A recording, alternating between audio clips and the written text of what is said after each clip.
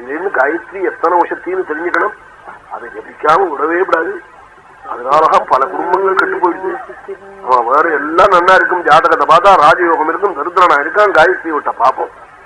அதுதான் காரணம். காயத்ரியை விடவே கூடாது. காலையில் நின்றுதான் பண்ணணும். திஷ்டே பூர்வாம் ஆசீதோத்தராம் சஜ்யோதிஷோ தர்சனாத்வாத்யதா. சந்தியோபாசனம் சரியா காயத்ரி பண்ணுங்க. மறதி இருக்கா பாருங்க. மறதி இருக்குங்கிற மர்மம் சஞ்சாவனத்தை விட்டவன்.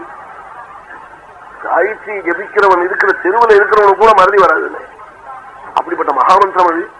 அந்த மகாமந்திரத்தினுடைய பெருமை தேவி பாகவதத்துல அம்பாளை சொல்ல வேண்ட கிரந்தம் ஒல்லி அம்பாள் ஒல்லியோ காயத்ரி.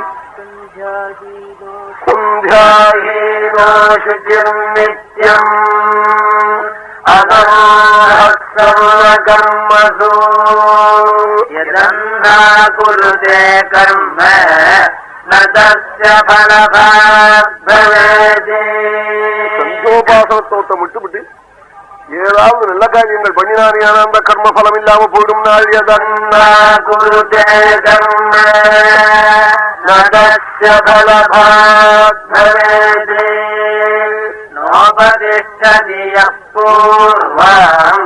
நோபாஸ்து பశ్చిமூத்ரவத்பகிஷ்கார்யா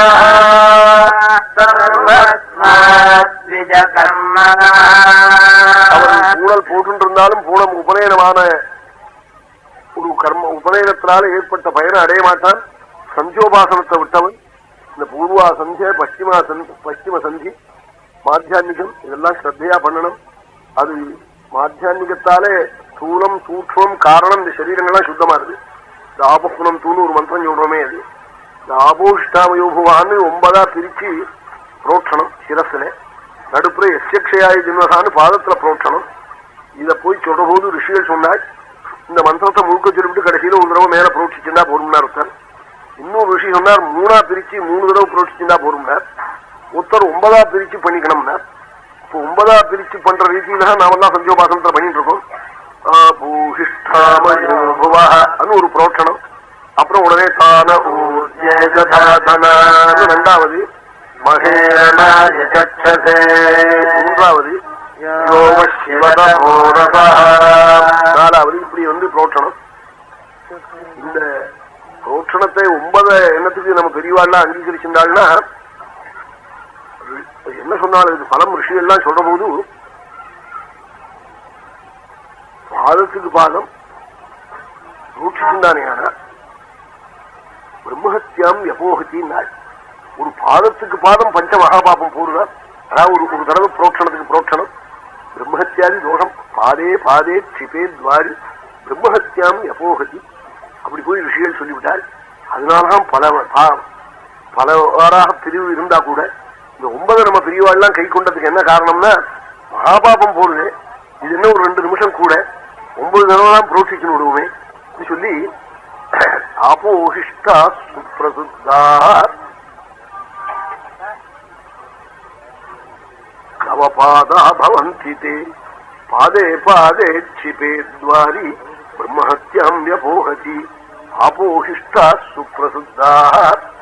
முன்னாள் எல்லாம் நான் பிரவச்சனம் எங்கேயா ஒரு மாசம் 1/2 மாசம் சொன்னா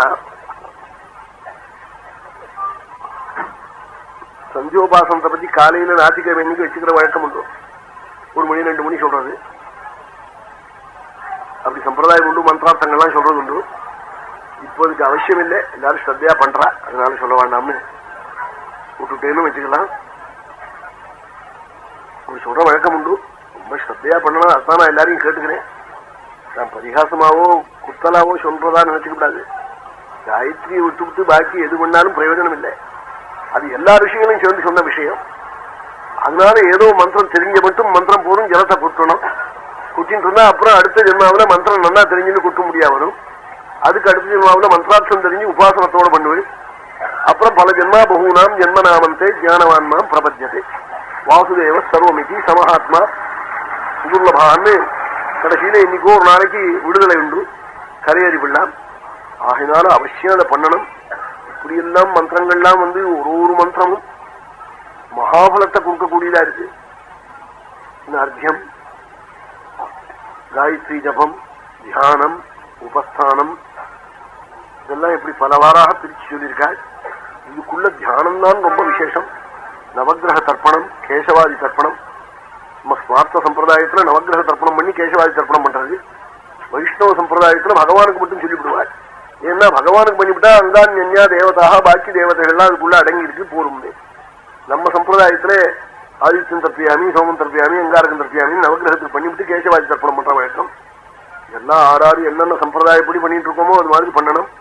இதெல்லாம் ஸ்ரத்தையா பண்ணினா அதனால குடும்பம் க்ஷேமத்தை அடையும். நம்முடைய ஒரு ஸ்ரத்தை குழந்தைகளை காப்பாற்றும். அவன் கொஞ்சம் அவநம்பிக்கை உள்ளவனா இருந்தா கூட பின்னாடி நம்பிக்கை அவனுக்கு ஏறி போயிடும். அதெல்லாம் மனசுக்கு வாங்கிட்டு விவேகிகள் காலாகாலத்துல குழந்தைகளுக்கு உபநயனம் பண்ணணும். 100 குழந்தைகளுக்கு இப்போ புதுசுவாமிகளுடைய ஏற்பாட்டுல உபநயனம் நடக்க போறதா. அவன் அப்படி எப்படி ஏழை குழந்தைகளை கொண்டு போய் எங்க பண்ண சொல்லலாம். நல்ல முறையில மந்திரங்கள் நன்னா சொல்லி வைக்க முடியாவா பண்ணுவாள்.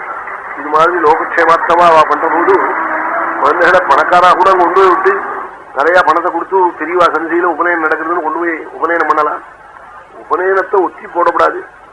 அவன் காட்டா என்ன சொல்றான், சீமைக்கு போயிருக்காரு எங்க மச்சனா அவர் வரணுங்கிறான். அவர் சீமையிலேருந்து வந்து காயத்ரி வர சொல்லணுமா இவனுக்கு?